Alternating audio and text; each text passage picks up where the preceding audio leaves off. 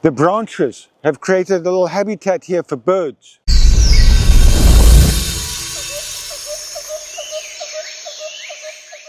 I'm up here in the central biocorridor.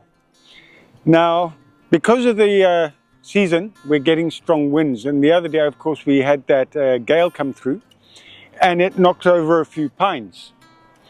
Now, a lot of people ask us why it is we don't gather out the dead pines and the other dead wood out of the biocorridor.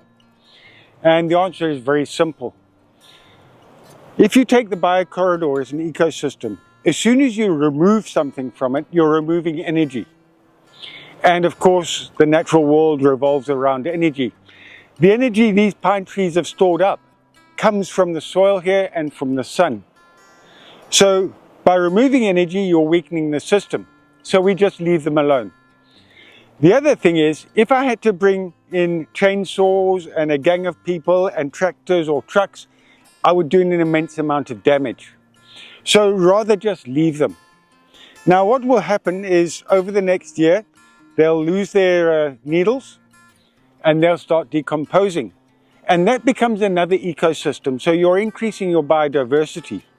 So your fungi and your bacteria will sort of work on the wood. The little wood borer beetles and termites, all sorts of fun stuff will go into the wood and start breaking it down. And after a couple of years, it'll all be gone anyway.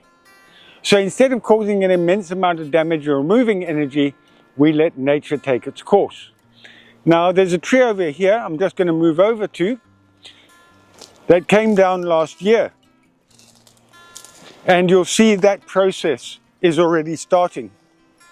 Okay, if you have a close look, you'll see all these holes. Those are the larvae of the wood borer beetles. The bark has created little fissures and gaps where little lizards and all sorts of fun stuff can hide. The branches have created a little habitat here for birds. But very importantly as well, this is a wind trap. So any seeds blowing along will get caught in the branches, they'll drop, and we'll get new plants arising. So it's not a negative, this is actually an absolute positive.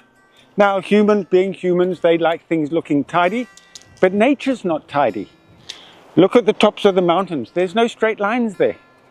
And I'm certainly not going to go up there and make them straight. So although we see untidiness, nature thrives on change, it thrives on a little bit of chaos. It's not a bad thing. Okay, great, thanks very much for your time. Always appreciated. Please ask questions. Feel free to drop comments. Always appreciated.